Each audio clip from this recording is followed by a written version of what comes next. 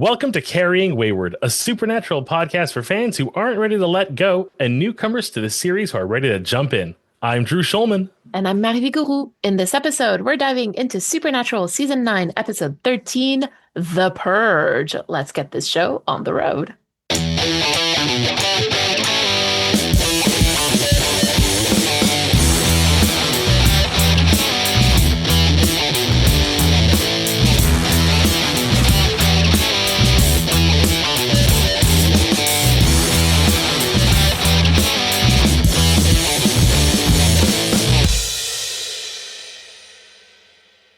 So I'm going to say it again, but like it's literally still August in our recording timeline. So I really don't know what we're going to be doing as a special podcasting event for the holidays. We usually do something, but I don't know what it's going to be, when it's going to be, how it's going to be. So do go check out carryingwayward.com for details, because I'm sure that whatever we decide to do, it's going to be up there by the time that this episode is out on December 5th. So enjoy.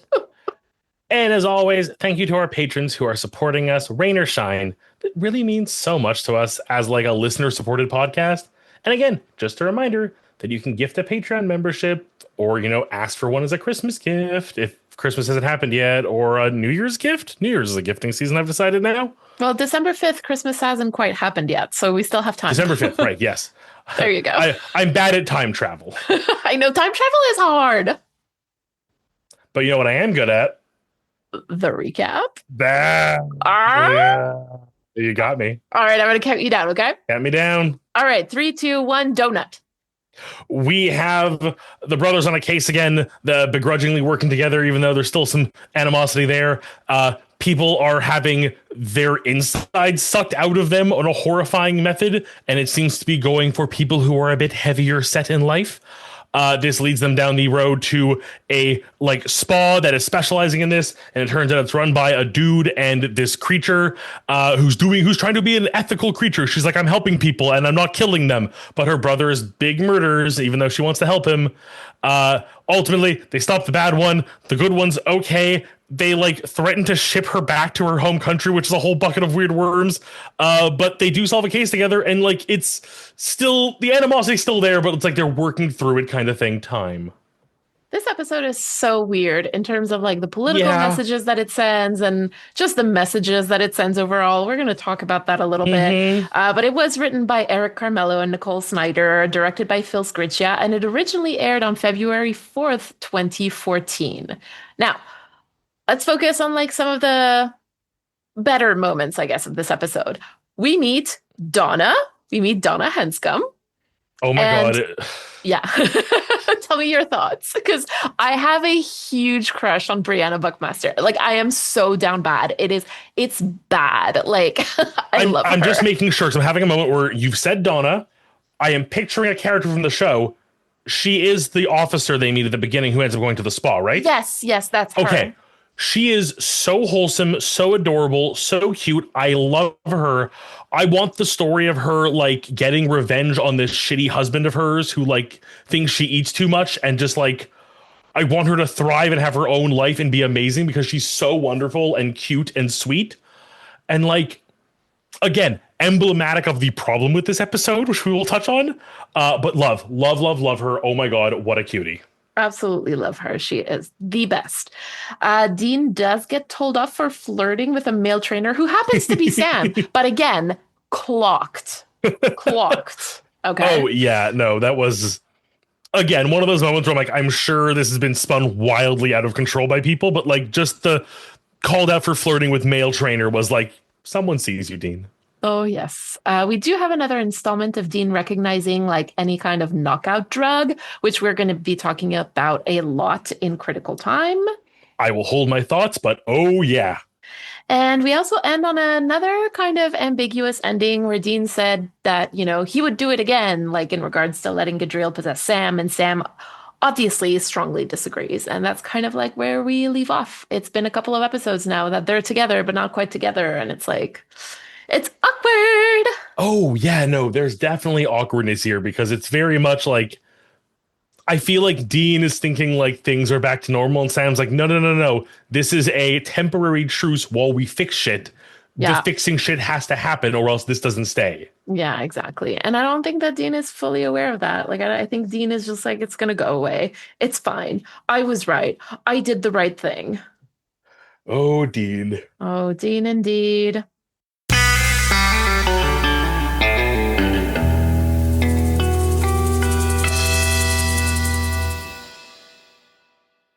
This week, our theme is wellness. For the first time this season, I find myself at a loss for words. This episode, mistakenly watched during a lunch break at work, has me feeling very messed up. Like, on one hand, I'm unsure if I'm having issues writing because I'm a little bit lethargic due to the heat and the lack of AC in my office at the moment and the being full from lunch and the tiredness, but I'm having feelings about this episode, and it just didn't sit right with me. A Mm. wellness center where we look at Sam and Dean's outlook on their own personal wellness, and we will dip back into the past of their indulgences or aversions in relation to food as coping mechanisms, but the perceived narrative around body image and weight just seems so poorly handled. Like, Oh they yeah. thought they were doing a good job representing heavier characters, but just turned them into cliches, and really, it made the episode that much harder to invest in. Listen, when Rochelle and I sat down to like pick out those themes for this part of the season, we got to this episode, and I honestly really can't remember like who said what because we do share brain cells. Like we have 30 years of common friendship. So like it's hard to tell who said what. But one of us was like, what about wellness? And the other one literally went like, ugh, I hate it. It's perfect. So like we definitely picked it like knowing full well that wellness is like a capitalist industry that really feeds off of white supremacist ideals like youth, thinness, gender essentialism, and of course whiteness. And this episode is no different. Like the content of the episode really fits this idea because we get racism, we get fat phobia, we get again gender essentialism, we get ageism. Like it's all there. And so, what a good way to explore this episode through this theme. Oh yeah, like the theme fits so well and very much in the ugh I hate it. It's kind of Yes, perfect way because it is very much like the I'm so mad this is the theme for this, but it does work. If we jump over to Sam, I think he's an easier start this week, as we have discussed many times his relationship to food and health and how choosing what he eats and making what he perceives as healthy, conscious choices lets him feel in control of his body, as he has so often lost in this series, let alone season. I know, right? I know. Poor Sam. Poor boy, or poor moose. And he's still feeling unwell, like many times over the course of this series. And it oftentimes stems from something wrong with him in a supernatural sense. His visions of Lucifer affecting his sleep, his illness brought on by the trials last season, as well as both manifesting as his body breaking down, losing the control over himself and becoming less of who he wants to be. Like, Sam seeks wellness, a healthy life. There's gonna be so many implied heavy quotation marks here. Please bear with me. Yeah. But like this healthy life, and like for multiple reasons, but at a core level, it's so he can feel in control of his body to know what it is, so that he knows that if he's put something in, he's not feeling well, it's something that he allowed to happen. And by that same merit, can take the appropriate actions to remedy it. It is very much about control of himself, less the getting fit side of it. Yeah, like you said, I'm not going to beat a dead horse. We've talked about this a lot. Everything that you said are things that we've talked about. Awesome job. I'm just going to add that, like, you can tell that Sam is much more in his element in the center than Dean is, right? Like, or at least, yeah, like I said, a lot more than Dean. He's like dressed the part. He's excited to teach yoga, even though he clearly doesn't know all that much about it, except for like bending somebody bendy, which I was like, Sam, okay. So anyway, and also he's not entirely depressed with the food, unlike Dean, right? So I guess what I'm saying is that Sam feels like he's more in his element in this particular center. Yeah, I think it even like it's a very small moment and it doesn't get explored nearly as much as I kind of wanted it to. And I think it would have been good because it would have just been like good humor. Was when they were applying for the jobs as trainers, and like they very clearly click like, hey, we want to hire Sam and Dean can go work in the kitchens. Oh, yeah. But like the way Dean was talking about it, and you can tell they're all looking at him like, what bullshit are you spitting? And then we do get a little bit of Sam being like, no, I actually know what I'm doing. Like, I'm not this. And I would have almost liked a little bit more of that, of like the moment where Dean kind of turns to look at him and goes like, oh, wait, you do know what you're talking about with this stuff. Because it always is fun to see Dean, when Dean thinks he's in control of the situation and someone else swoops in to go, no, I got this, buddy. Especially because it follows a scene where like Sam is like, oh yeah, I'm going to stay here to talk to the girl. And Dean is like, no, you're awkward around girls. Like, I'm handling this, And so like it would have been like so funny to kind of see Dean awkward around the people hiring. Yeah, I agree. It's like again, it was written in a way where it's like that. Like I so expected that moment, and it kind of just cuts a bit early, and I was a little bummed. And I would have loved a lot more that humor than all of the weird other humor that we get in the show, because it's just not really enjoyable, to be honest with you. No, again, like that's a perfect punching up example. It's making fun of Dean for thinking he's all that shit. Whereas Sam actually knows what he's doing a bit. And then even when Sam is floundering, it's kind of like, oh, you're in over your head too, but you're still a little bit ahead of Dean. So we can laugh at Dean still. But like Sam is still playing a role. Yeah, I know. Honestly, yeah, again, this episode is weird. You had the path and you chose the wrong one, guys. Absolutely. But Dean, on the other hand, sees wellness as well enough. And as such, like he still seems to look down on anyone out of shape. Like they've messed up. Like if he can eat a dozen donuts and stay in shape, why can't they? And I hate that outlook that he has. But at the same merit, Dean sees people trying to lose weight or get in shape and still looks at them like they're wrong. Like mocking the diets they're on, the lengths they'd go to make themselves feel better about themselves. Even unable to believe someone could find a fat man attractive, only able to relent when he makes it like a sexual joke. Right. This episode, like I said, like we've kept saying, is like hugely problematic if you just take it at face value. So that's why I think that it's really important to dig into it a little bit. And one thing that I see here is that Dean thinks that this weight loss center is bullshit, right? And he's not entirely wrong, because it turns out to be a monster sucking the fat out of people. Right. Mm-hmm. And so I think that he's annoyed on every front here. He's annoyed that the center is selling people BS. He's also annoyed that the people are falling for the bullshit. And I think that he's also annoyed because he perceives the people who are buying services from the wellness center as not having real problems. And I'm putting this in quotation marks. OK, because I think that to him, never having been fat, he doesn't know what it's like to be fat in our society. And I think that he considers that to be a very vain problem. Like, he's out there like losing friends and losing family members and like fighting the apocalypse. My gosh, good luck to him. And like these people are like crying because they're fat. Like it just doesn't make sense to him, right? Like, and obviously, please keep in mind that like this is what Dean thinks, not what I think. And so I think that he's like in a weird spot in this episode because he really rejects the wellness industry. But he also espouses the ideals of it, like youth and thinness, right? And like you said, he both doesn't take fat people seriously while also mocking them for trying to lose weight. And that's very like wellness industry. That's very like, fit, quote unquote, social media fitness kind of thing, fat phobia. And so I think that it's like this weird dichotomy inside of Dean of both like saying this is bullshit while also enacting it kind of thing. Yeah. I think it's for him, it's the idea that he doesn't realize he's a part of the problem almost. Exactly. Really, really weird coincidence. I saw a great thing the other day about how all art is political art. Even art that is not political is political, because if you're able to make the art you want to make without anyone saying no, yes, it's because you implicitly have the right to do so. Absolutely. But that's exactly what Dean is doing here. Dean is saying like you shouldn't, like all these dietary things, all of this getting in shape, like it's so silly, but also being fat is so like, oh, not for me. Yeah. But he can only say those things because he's never, like you said, he's never been fat. He's always been a good looking, white, straight presenting male person. He's never had to be on the other side of it. So he's able to do all those things. It's exactly very well said. On the other hand, though, we do know that Dean grew up without a lot, and we've seen how this has evolved into an association of good snack foods with freedom from his past. But he also understands like overindulgence, like even if he falls prey to it, yet he still sees others around him in this negative light for not being fit or trying to be fit until they succeed in his eyes.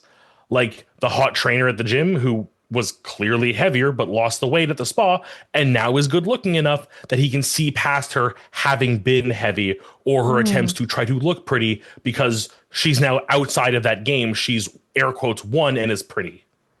Right. And I do want to like clarify that what we mean here by pretty is actually worthy, because I'm sure that she was always pretty, right? But now that Yes. she's thin, she is worthy, particularly of male attention. And I'm Yeah. going to speak in Yep. gender terms here because I think that the subject matter really demands it. But men and women live wellness very differently, especially when it comes to body shape. So, for example, it's demanded of women that they be relatively short and definitely thin and take up like as little space as possible. So, fat is definitely out, but so are muscular and tall because those things make you appear masculine, and that's not attractive to men. So, it's not worthy, right? Whereas for men, fat is still very much out. But so is like too thin or too short, because otherwise that makes you appear feminine, which we all know is quote unquote bad. So I guess what I'm trying to deconstruct here is the concept of health as related to body size and body shape, but also to gender. Because what is the ideal body? It's entirely arbitrary. Being thinner doesn't necessarily make you healthier. And like any quote unquote wellness program that sells you thinness as a measure of health doesn't actually care about how well you actually are. Like wellness as we know it today is not about health, it's about conformity. It's about conforming to arbitrary standards that have been set by white supremacist ideals. Yeah, it's the result of a broken system. It is literally capitalism in another. I mean, it's capitalism, but it's just capitalism under a different, another mask, doing the exact same thing it always does of making you feel unworthy. So you need to reach an ideal that they have decided to set for you, so that you spend money and do things to fit the system that they want you to fit in, knowing that there is no guaranteed solution. There will always be people who can't achieve it because of many other factors. And rather But than that's a say that's feature. But that's a exactly. feature, Drew. But like that's a feature. The fact that some people cannot achieve that ideal is Mhm. absolutely a feature. Oh, 100% for them. It's never going to be the, you know what, you're right. There's whatever it is that you do doesn't work in our system and you are an exception. No, you are a mistake. You need to try harder and spend even more of that money Mhm. on us. Exactly. There you Fucking go. hate it. And there's another thing that you said about Dean growing up without much that really kind of caught my attention because my God, look where it got him. Like he's not well, right? Like he's not No. a well person. I think at this point he's not even well adjusted, and neither is Sam, frankly. Um, but like according to most like wellness ideals, they're both very quote unquote healthy. They're thin but also muscular. They're tall. They adhere to gender norms. So like what more? They're white. So like what more can you ask for, right? But the reality is that wellness, like actual wellness and health, is not about that. It's about having access to medical help when you need it. It's having access to nutritious food no matter your income. It's having access to quality education, access to housing, again, no matter social income or social class. It's about eliminating the oppression and marginalization of groups and individuals with certain identities. It's also about making a living wage and being able to pay your bills with one single job. And in that sense, Sam and Dean are not well. But again, like nobody really wants to talk about that because that doesn't sell. I mean, it's what we talk about. I think the other part of the issue is, even though we know this, again, from an audience point of view, in show, they are two handsome white men. What else could they need in life? The assumption that they are okay, they're fine. When they pull out the cop badge, no one bats an eye. Mhm. When they show up not dressed as traditional FBI officers, but they have FBI badges, it's just, well, yeah, that's okay. They fit society's norm for what you should look like and be. So why should we assume anything otherwise against them? Yeah, there you go. It's again, it's the idea of conformity, and they are very much conforming to that ideal. And therefore, again, in certain respects, life is much easier for them. That really covers everything I wanted to cover with the two of them. Really, it's Same. I have nothing else to say. This episode kind of sucked. yeah, it really, my story thoughts go a bit off the road just because I have a lot more I want to like harp on, but like like we obviously have our conversation at the end here where Sam and Dean's outlooks on the relationship they have differ like so much. Like their Yeah. views on wellness also differs. Dean doubles down on what he did was right, while Sam argues the opposite, going so far as to say that he would not have saved Dean. And I think this comes across as hurtful to Dean, which Yeah, I mean, of he's course. allowed to feel. Yeah, yeah, But yeah. I think what he's missing is what Sam's actual intent here is Sam would let him die if he had made peace with and accepted his death like he had. Yeah. I think that's one of those moments where it's like, Do you believe Sam? here's the thing. I'm going to be very honest with you. Because I'm like, Sam talks a big game, but like, does he walk the walk kind of thing? You know what? I think I could see it both ways. I think it really depends on how Dean goes. I think if it's very much like Dean on his deathbed holding Sam's hand saying, listen, it's fine. I can go. I've made peace. Sam would respect it. But if it was another like, I mean, well, again, he got sucked into hell or purgatory and Sam just went on with his life sort of. So like, or, we've seen what happens, unfortunately.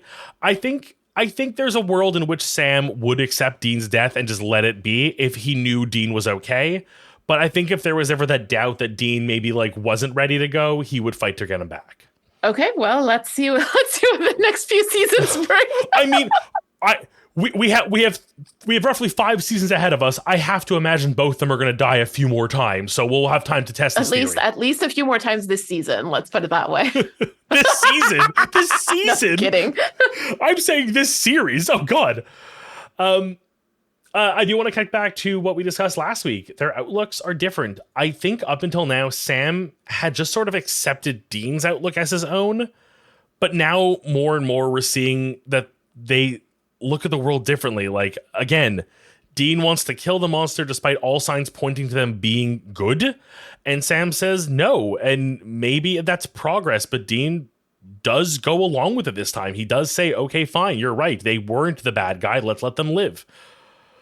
They then make the really bizarre choice that apparently she can't just keep living here in America. She needs to go back to Peru where she belongs, which is just like, you were so close. Like you literally, you like swooped it under the wire and made one good choice in this episode where I went, you know what?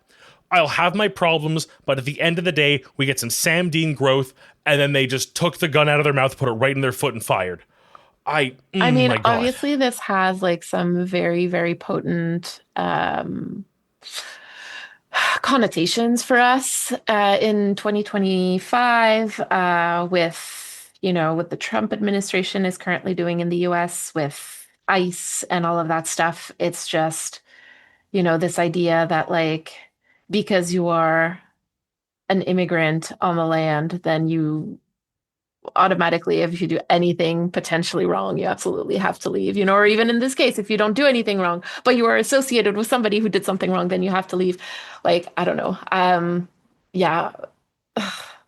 Like genuinely, what would the ending of this episode had been? What would the solution had been had this creature or this monster been American based? I mean, they couldn't possibly have quote unquote sent it back to where it came from because it came from here. Anyway, this is just so exactly stupid. So would they just be like, okay, you get to stay because you're a local creature? You were a naturally born monster. You get to stay here? Fuck, I hate this. I know. It's all bad. It's all bad. Plus the slur at the beginning, like it was a thing.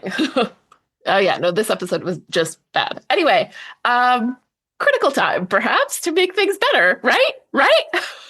Let's go. Something better, right? Please?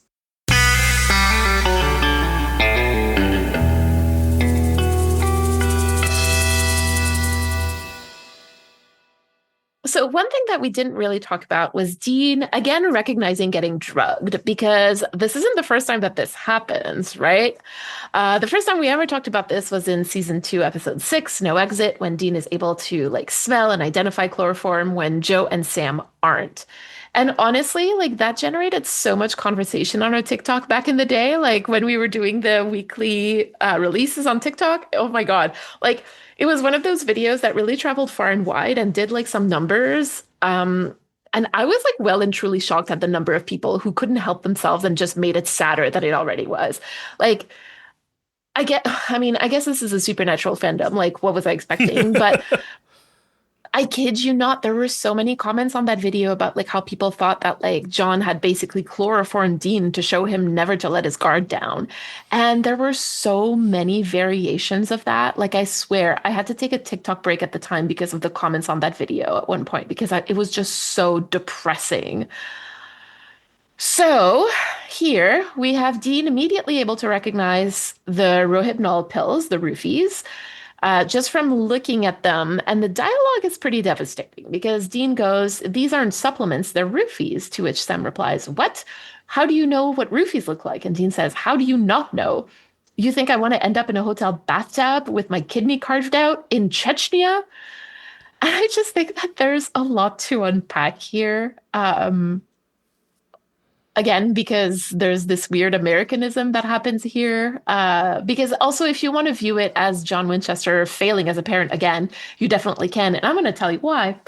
So let's assume that you and I, Drew, but also like a million people on TikTok also think, let's assume that this is true and that it was John who somehow taught Dean what chloroform smells like.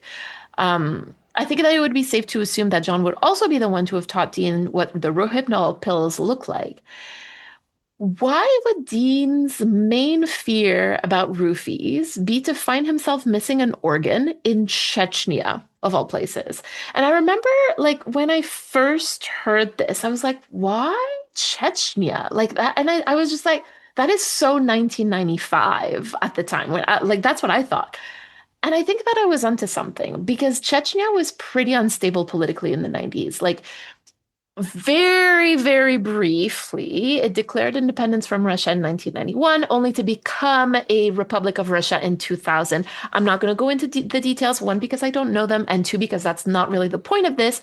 My main point being that Chechnya was a politically unstable country, certainly an unsafe one, where people had to do what they had to do in order to survive, right? Let's leave it at that, period. And if you watch movies that are set in the mid to late 90s and it has any kind of like international or political kind of like thriller undertones, you're gonna hear of Chechens as if every single Chechen is like a terrible mercenary killer with like no morals, right? So again, Hollywood sweeping generalization, yes. Same in Supernatural, yes, of course. But why, in the year of the Lord 2014, would Dean Winchester be concerned about Chechnya when the US at the time was literally still at war with Afghanistan, with Yemen, and with so many other fucking countries that I couldn't even be bothered to scroll down the list? I swear, like the list was very long. And I think that one of the answers could be John Winchester. Because he taught Dean to recognize roofies, and he scared him with with that Chechnya story. Because the way that Dean says it, it's sort of like the people from our generation, Drew, who talk about like how their parents told them to never turn on the car lights when they were driving because or else they were gonna crash. Like it's the same thing. Like never let yourself get roofied, or you're gonna end up with missing organs in Chechnya. Like it's the same tone. It's the same thing. So here's my question for the week. If we consider Dean's ability to recognize chloroform and Rohypnol as a learned survival skill, what does supernatural imply about the long-term effects of traumatically acquired abilities, such as skills that ensure survival in the moment, but also risk shaping identity, relationships, and mental health in ways that are harder to heal from? Oh, that's a lot to unpack. Oh my God. Well, you're very welcome. I mean, I love everything you went over. I think again, you've really been on a like great track record of like really good like similes here, and the comparing this like a thing John would say to scare Dean to like the way we were told to not turn on the lights in the car like that. Like, I still a friend did it the other day to like read something, and I was like, oh right, that's you can just do that. It's fine. I can still see out the damn windows. I can drive. It was so funny because my son did that to me not too long ago. He turned on the light and I was like, oh my, oh, that's not so bad. Exactly. It wasn't distracting. I realize now we were about to park. We were literally parking the car when he did it. It was like not anyways. I digress. Well, no, I told him very calmly. I'm like, I would really rather that you don't do that just because it's less comfortable. But like, if you would like to do it, please ask me first. And I was like, that is so much less traumatic than what we were told. Yeah. Anyway. This is an instant die button. I think I think what happens here is I want to compare it to the hero's journey or just like any of those classic hero journey tales like the Odyssey, the epics like that, where you sort of have these moments that are designed to teach a lesson through making a mistake. A lot of stories, like I'm looking back at the Odyssey, you have things where a mistake is made and another character suffers for it, and the main character then learns, okay, that mistake could cost you your life. I now know not to do it. And I think that's kind of Supernatural's twist on it here is we have moments where Sam and Dean primarily are made to suffer, are made to be punished for actions that have been taken, usually when it's their own at least, because then they can learn from it. Mm-hmm. And I think the ones we don't see that we discuss here on the show, like the way John raised them and the trauma that he's left them with, are the show's ways of showing us or telling us through story what they've had to go through to become the hunters they are today. They didn't just pop out the womb with shotguns in hand and anti-possession tattoos. Sorry, did I paint too vivid an image there for you out of nowhere? The visual was just a lot. Yeah. But these two were raised in like a reminder, like they didn't have like happy childhoods and they just picked up this as a side gig. They lived in cars, in motel rooms, were abandoned regularly, were not given enough food, were not given school, friends, time. How many times in the show have you seen childhood Sam or Dean with a toy? I can think of 2, and I'm pretty sure both were Sam.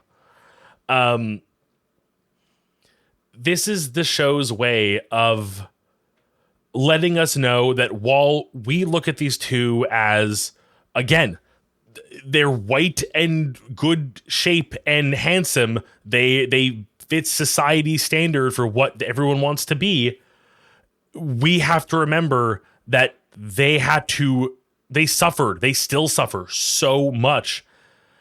And despite looking the way they do, have all of this traumatic baggage and history in them and on them that shapes who they are and how they make their way through this world.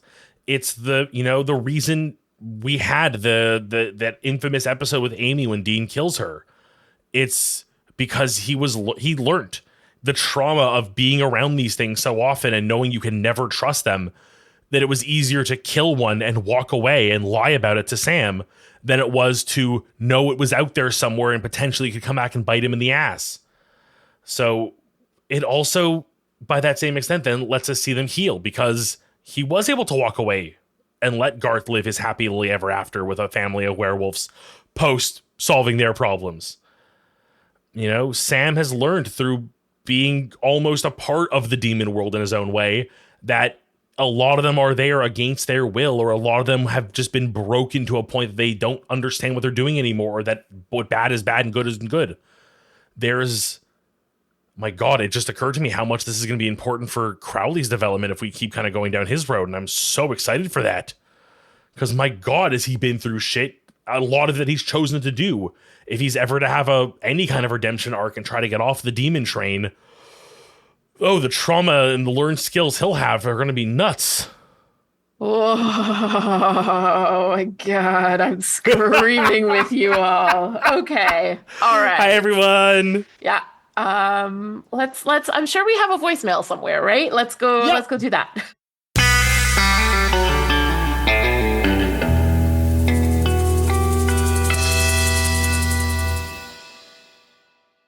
This week we have a message from Rowan.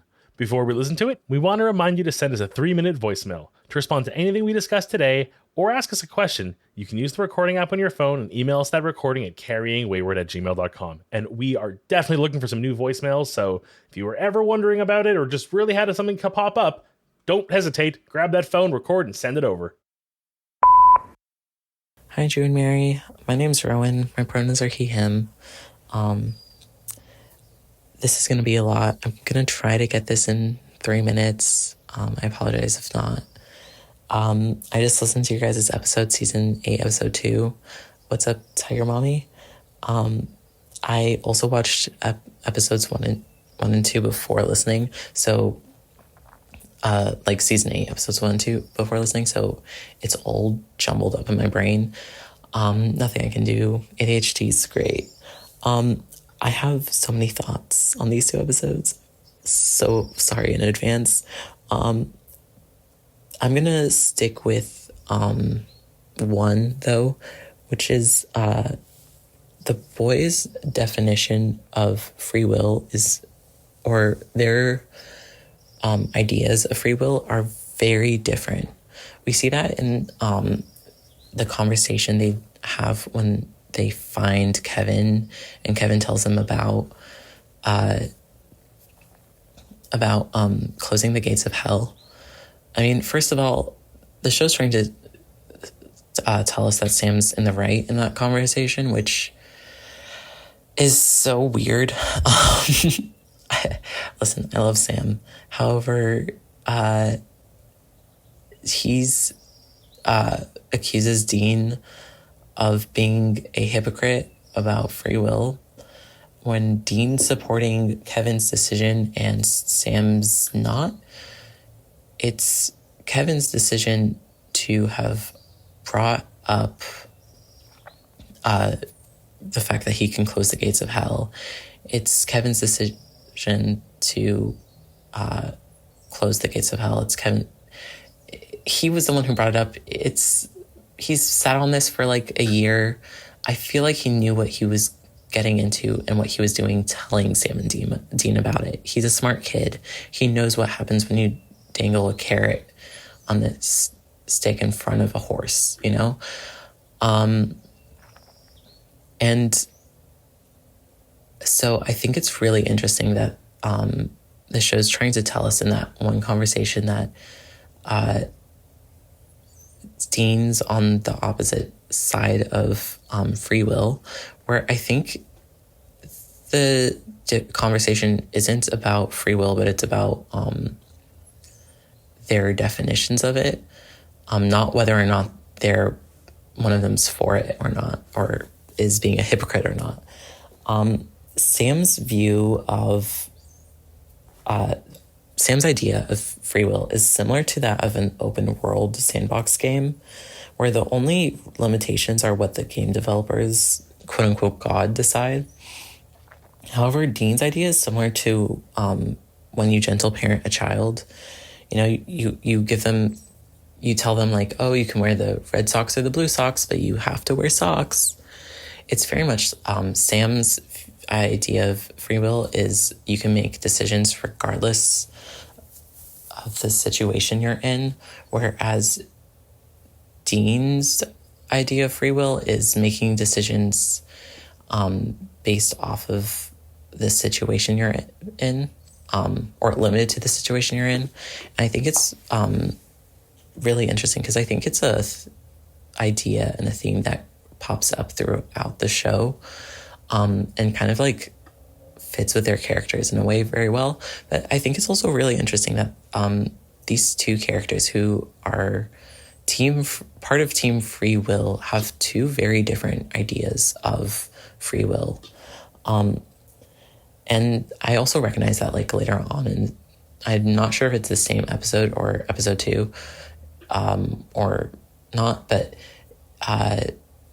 Dean does tell Kevin like, oh, you have to do what I tell you to do, which is not great. However, I've just wanted to focus on this one conversation and what it implies for the boys. And I don't know, I think free will is a fascinating topic, considering how there's still debates on whether or not there is a free will, and the connection to it with consciousness and all that. But that's way too much to put into a voicemail. So I hope you guys have a nice rest of your day. Bye. Rowan, thank you so much for this voicemail. I hope that you're still listening to this podcast despite our hiatus, because I feel like we've been talking about this quite a bit, especially in our episode about destiny, and how, we kind of framed it a little bit differently about like, how life sets us up to react to certain things in a certain way versus like breaking those patterns and being able to create quote unquote free will, and how I think that this is also something that is going on in Supernatural where I mean, Sam and Dean, but perhaps especially Dean, really rarely stop to think about why they're acting the way that they're acting and what influences their choices. I'd love to hear your thoughts about that. To respond to what you're saying, I feel like Sam and Dean have a different definition of a lot of things, but they never, and yet they're always fighting for the thing with a different definition, right? And that's partly, I would argue, why they have so many falling outs because they're both fighting, quote unquote, the good fight and for what's right. And yet they're always fighting about what is right and what isn't. And I think that that is a symptom of a kind of relationship where you don't communicate with one another about your definition of things, because people all have different definitions of relationships and what's right and this and that, and I think that in order to align yourself with somebody, you don't need necessarily to have the same definition, but you need to understand what their definition of the thing is and where yours differs from them so that you can then make decisions together as a group, as two people or as a bigger group. And Sam and Dean never do that because they always assume that the other always thinks the same thing. Again, like that very fusional, like kind of relationship where you always must be aligned for everything. I was trying to find the conversation itself because I don't quite remember it exactly about Sam calling Dean a hypocrite, and I couldn't find it. But yeah, I think if you already just look at it that way, you know, if they talk to each other more about the things that actually matter, then it would make their lives so much easier, I think. Anyway, but that's Supernatural. They don't talk about the stuff that really matters. No, if they did, we would again have much shorter seasons and a much shorter storyline. Yes. Again, I think we both make this point regularly. But Rowan, I do love this because it really is so emblematic of what we've been talking about this season specifically. This is such good timing for this. Yeah. Because for me, I go back to, yes, our conversation about destiny and how much of destiny versus free will, or are they intertwined, or does one trump the other? But also the Hobson's choice theme. The idea that, yes, you always have a choice. Sometimes, like the gentle parenting, no matter what your choice is, the outcome may still be the thing that the universe or some greater power or just somebody else wants of you. You're still going to be wearing socks, whether they're blue or red, right? Yeah. Oh, yeah. Like, I'm sure when it came to Ruby and convincing Sam to do everything and eventually open the cage, had he not followed along and had he chosen to be more combative, she would have found another way to get him there eventually. She wouldn't have been like, oh, plans are foiled. I guess I just got to walk away and never talk to you again. That's the end of the story. Like, we just saw one outcome. That's literally what she did in season 3. Yes. She was like, fuck this. And then she came back and she was like, I'm trying something else now. New plan. And the other thing this makes me think of, and this is going to be a weird pull, but I feel like we have enough of an audience who will follow me on this one. It makes me think of the alignment chart you often refer to in Dungeons and Dragons when you're making a character, the good, neutral, evil, and then the like true good, neutral, and then chaotic. Yeah. Like, if two characters are, unless they're like completely opposite ends of the spectrum, usually you can find a way to find a common enemy or goal or path. You might disagree on what the end result is, but you can at least agree that we're on the right path to what we individually want, and what we individually want hopefully aligns with each other enough that we can do this. Mm-hmm. You know, Dean, I would say, is probably more the chaotic good versus Sam's, I would say, neutral good, because he's still willing to make the dirtier decision if he knows that ultimately it's for the right reason, whereas Dean's a little more shoot first, ask questions later-ish. Again, to go back to the Amy of it all. But I'm still not over Amy, by the way. oh, I know. God, no. And again, like between the name and the actor choice, like they really like that one is going to stick in my gullet for 1,000 years till the show is like long gone.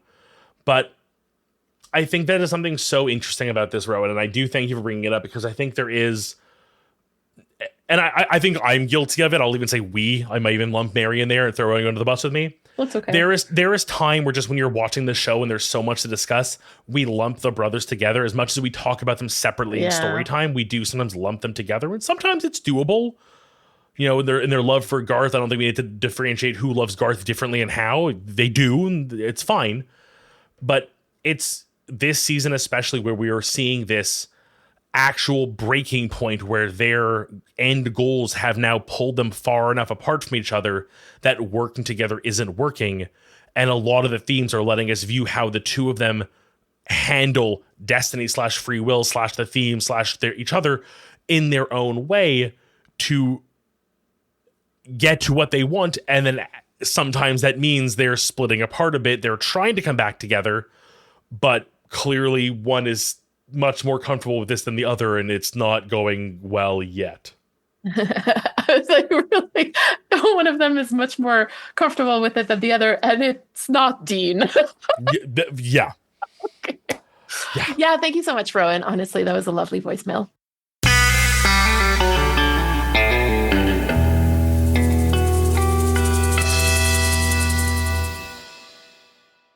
What did you learn this episode, Drew? It's a downer, so let's get it out of the way first. A reminder that capitalism preys upon insecurities and does everything in its power to take you, like, to make you not like yourself in order to corner you into buying stuff you don't need, and in fact can even be harmful to you. Like, we live in a world where we don't need vampires and demons. We have enough monsters, unfortunately, and their name is capitalism. Fair. Yeah. And you, Mary, something better, I hope? Well, I mean, better, I don't know. Just like, I guess, don't scare your kids with fairy tales. Like, whether it's the Carlite or Chechnya, just don't do it. And plus, like, I don't know. Yeah, just don't do it. It's not worth it. Yeah, there's better ways. There's much better ways.